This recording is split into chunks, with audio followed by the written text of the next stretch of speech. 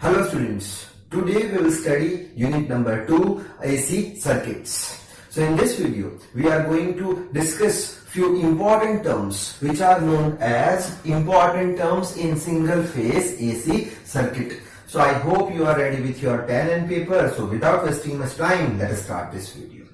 अच्छा, तो यहाँ पे बच्चों हम बेसिक डेफिनेशन पढ़ने वाले हैं। ये बेसिक डेफिनेशन आपको ये चैप्टर में जैसे जैसे हम आगे बढ़ेंगे तब बहुत ही ज्यादा काम आने वाली है। तो एक एक करके हम डेफिनेशन समझेंगे। तो पहला डेफिनेशन इंपॉर्टेंट जो पूछा भी जाता है बहुत बार एग्जाम में कि वेव फॉर्म यानी क्या। तो wave form means what, the shape of the curve obtained by the instantaneous value. अब ये जो है इंस्टेंटेनियस वैल्यू ये हम समझेंगे यहाँ पे, लेकिन यहाँ पे भी मैं आइडिया दे दूंगा, इजी है, कुछ नहीं है। Of alternating quantity along Y axis and time और angle along X axis is called wave form. ठीक है, अब इसको समझने की कोशिश करेंगे। ये डेफिनेशन ऐसा बोलती है कि दो एक्सिस ले लो, एक्स एक्सिस और वाई एक्सिस। तो यहाँ पे मैंने एक एक्स, यहाँ पे एक एक्स एक्सिस ले ली, यहाँ पे वाई एक्सिस बना दी। फिर ये क्या बोल रहा है कि एक्स एक्सिस जो है उस पे क्या रखो, एक्स एक्सिस पे टाइम या फिर एंगल को रख दो। तो एक्स एक्सिस पे मैंने टाइम थीटा यानी एंगल को रख लिया। बाद में क्या बोलता है, और वाई एक्सिस पे क्या रखो, अल्टरनेटिंग क्वांटिटी रखो। अब अल्टरनेटिंग क्वांटिटी कौन सी है, एसी करंट में क्या आता है, तो करंट आता है, वोल्टेज आता है, पावर आता है, they are known as alternating quantity. तो यहाँ पे मैंने करंट आई लिखा, वोल्टेज का वी लिख लिया, पावर का पी भी आप लिख सकते हो। ठीक है, अब एक्स और वाई एक्सिस आपकी बन गई। एक्स पे टाइम और एंगल ले लिया, वाई पे अल्टरनेटिंग क्वांटिटी ले ली। ठीक है, अच्छा बाद में क्या बोलता है, ये इंस्टेंटेनियस वैल्यू बता रहा है। अब इंस्टेंटेनियस वैल्यू यानी क्या बच्चों, कि कोई पर्टिकुलर टाइम पे करंट का वैल्यू जो भी होगा या फिर वोल्टेज का वैल्यू जो भी होगा उसको बोलेंगे instantaneous value of alternating current. जैसे कि यहाँ पे मैं एक पॉइंट रखता हूं, ठीक है, जैसे कि मेरे को जानना है कि 5 सेकंड के बाद, तो यहाँ पे टाइम है तो ये 5 सेकंड आ गया। ठीक है, 5 सेकंड के बाद करंट का वैल्यू कितना होगा, तो करंट का वैल्यू होगा सपोज 2 एम्पियर। तो ये 2 एम्पियर यहाँ पे मार्क किया, ये 5 सेकंड के बाद 2 एम्पियर करंट, तो यहाँ पे एक पॉइंट आ गया। यानी ये क्या बता रहा है, ये इंस्टेंटेनियस वैल्यू बता रहा है, किसका, इंस्टेंटेनियस क्वांटिटी, अल्टरनेटिंग क्वांटिटी का। अल्टरनेटिंग क्वांटिटी यानी करंट का वैल्यू 2 एम्पियर कितने टाइम के बाद, 5 सेकंड में या 5 सेकंड के बाद बता रहा है। तो इसको हम बोलेंगे इंस्टेंटेनियस वैल्यू, यानी कोई भी एक टाइम है। सपोजिंग यहाँ पे मैं अज्यूम करता हूं जैसे कि 10 सेकंड के बाद, 10 सेकंड के बाद, यहाँ पे 10 सेकंड, ये 10 सेकंड के बाद या 10 सेकंड पे करंट का कितना वैल्यू होगा, तो मैं बोलूंगा करंट का वैल्यू होगा -2 एम्पियर। तो ये माइनस, यहाँ पे -2 एम्पियर आ गया। तो यहाँ एक पॉइंट मिला, यहाँ एक पॉइंट मिला, एक पॉइंट यहाँ पे मिल गया। तो ऐसे करते करते सारे पॉइंट्स को अगर आप मैच करके कर्व बनाते हो, सारे पॉइंट को मैच करके अगर एक आप कर्व बनाते हो, तो उसको बोलते हैं वेव फॉर्म। आई होप आपको डेफिनेशन समझ में आ गया होगा। ठीक है, अच्छा अब बहुत सारे वेव फॉर्म है, कुछ वेव फॉर्म मैंने बोर्ड पे बना के रखे हैं। तो ये ऐसा जो वेव फॉर्म होता है इसको बोलते हैं साइनोसोडियल वेव, साइन और कॉस। ठीक है, अच्छा ऐसा वेव फॉर्म इसको स्क्वायर वेव बोलेंगे, ऐसा इसको ट्राइंगल वेव बोलेंगे। इसका शेप जो है ये ट्रेपेजोइडल टाइप है, तो इसको ट्रेपेजोइडल वेव फॉर्म हम बोलेंगे। अब आगे बढ़ते हैं, नेक्स्ट इज इंस्टेंटेनियस वैल्यू। अब इंस्टेंटेनियस वैल्यू अभी मैंने समझा दिया, कोई भी एक पर्टिकुलर टाइम पे इंस्टेंटेनियस अल्टरनेटिंग क्वांटिटी का क्या वैल्यू है उसको बोलते हैं इंस्टेंटेनियस वैल्यू। जैसे कि देख लेते हैं, the value of N alternating quantity. Alternating quantity कौन सी, वी, आई, पावर, ये सब अल्टरनेटिंग क्वांटिटी है। एट एनी इंस्टेंट यानी कोई भी समय पे, is called its instantaneous value. अब जैसे कि वापस वही एग्जांपल ले लेते हैं, 5 सेकंड पे करंट का वैल्यू 2 एम्पियर। तो 5 सेकंड पे करंट का वैल्यू 2 एम्पियर, तो ये जो करंट का वैल्यू आया इसको बोलेंगे इंस्टेंटेनियस वैल्यू ऑफ करंट, या फिर बोल देंगे instantaneous value of alternating quantity. ठीक है, अब यहाँ पे इंस्टेंटेनियस वैल्यू यानी कि कोई भी एक समय पे कितना वैल्यू है करंट का, वो ढूंढना बहुत इंपॉर्टेंट है। क्यों बच्चों, क्योंकि अल्टरनेटिंग करंट में आपको मालूम है क्या, जो भी वैल्यू है करंट का या वोल्टेज का वो समय के साथ साथ बदलता रहता है, पॉजिटिव नेगेटिव, यहाँ पे 1 एम्पियर, यहाँ पे 2 एम्पियर, यहाँ पे 1 एम्पियर, यहाँ पे 0, यहाँ -1, -2। समझ में आ रहा है मैं क्या बोल रहा हूँ? ठीक है, तो इस तरीके से समय के साथ वैल्यू बदलती रहती है। जबकि डीसी में क्या था, डीसी में तो कांस्टेंट करंट जाता था, 5 मिनट में 2 एम्पियर, 10 मिनट में 2 एम्पियर, ऐसे 2 ही एम्पियर रहता था। लेकिन यहाँ पे करंट का वैल्यू चेंज होता जाता है समय के साथ, यानी कि कोई पर्टिकुलर टाइम पे करंट का जो भी वैल्यू होगा उसको बोलेंगे इंस्टेंटेनियस वैल्यू। ठीक है,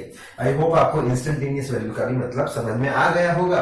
और लास्ट लाइन क्या है, डिनोटेड बाय स्मॉल लेटर्स, यानी आई वी पी स्मॉल लेटर्स में हम डिनोट करेंगे। ठीक है, अच्छा नेक्स्ट है साइकिल। अब साइकिल यानी क्या, one complete set of positive and negative value of alternating quantity. Alternating quantity यानी क्या, current voltage power, is known as cycle. यानी कंप्लीट जो एक सेट होता है पॉजिटिव और नेगेटिव वैल्यू का अल्टरनेटिंग क्वांटिटी का, उसको एक साइकिल बोलेंगे। जैसे कि यहाँ पे मैंने एक साइकिल बना के रखी है, इसके पास एक कंप्लीट सेट है पॉजिटिव और नेगेटिव। हाँ, ये कंप्लीट सेट है। तो ये कंप्लीट सेट अगर होता है किसी चीज के पास तो उसको हम बोल देंगे साइकिल। तो साइकिल का भी डेफिनेशन आपको समझ में आ गया होगा। अब हम पढ़ेंगे टाइम पीरियड। सो अभी हमने देख लिया एक मतलब जिसका नाम था वन साइकिल। वन साइकिल क्या था बच्चों, कि complete set of positive and negative alternative quantity, उसको क्या बोलते थे, वन साइकिल बोलते थे। अब टाइम पीरियड यानी क्या, कि ये जो कंप्लीट सेट जो है अल्टरनेटिव क्वांटिटी का इंस्टेंटेनियस वैल्यू का, वो कंप्लीट सेट को ही हम वन टाइम पीरियड बोलते हैं। यानी कि एक जो हमारा साइकिल है उसको खत्म करने में कितना टाइम लगता है उसको बोलते हैं टाइम पीरियड। यहां पे लिखा है the time taken by an alternating quantity to complete one cycle is called as time period. One cycle अगर खत्म करनी है आपको तो कंप्लीट सेट होना चाहिए पॉजिटिव और नेगेटिव अल्टरनेटिंग क्वांटिटी का, तो उसको हम वन साइकिल बोल देंगे। यानी कि एक साइकिल खत्म होने में जो टाइम लगा उसको बोल देंगे वन टाइम पीरियड। ठीक है, नेक्स्ट पे जाते हैं। नेक्स्ट है फ्रीक्वेंसी।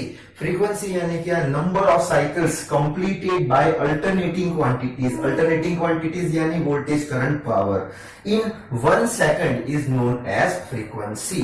अच्छा, जैसे कि एक मैं यहाँ पे डायग्राम बना दूं समझाने के लिए आपको, कि ये हमारा टाइम एक्सिस है।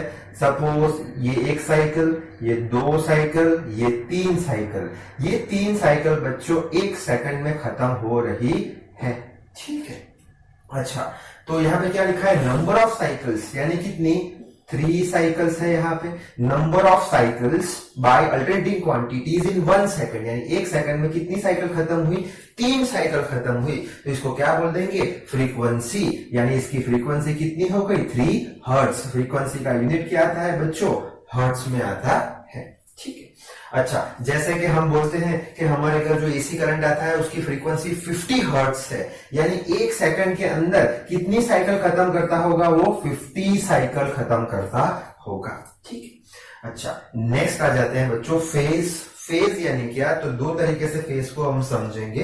पहला लिखा है कि टू अल्टरनेटिंग क्वांटिटीज ले ली हमने, सपोज वोल्टेज और current, are called in phase. ये दोनों कब फेज में हो ऐसा बोल सकते हैं कि when they attain maximum value और zero value at the same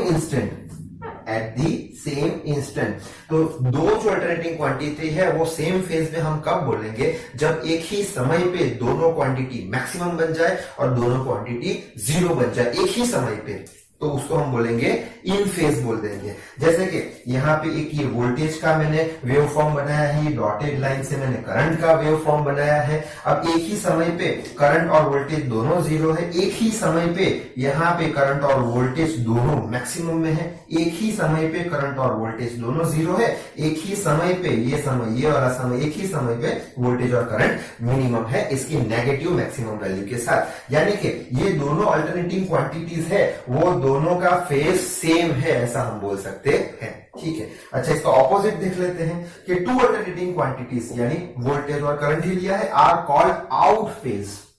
पहले क्या पढ़ा, इन फेज, जब एक ही समय पे दोनों 0 हो जाए, एक ही समय पे मैक्सिमम हो जाए।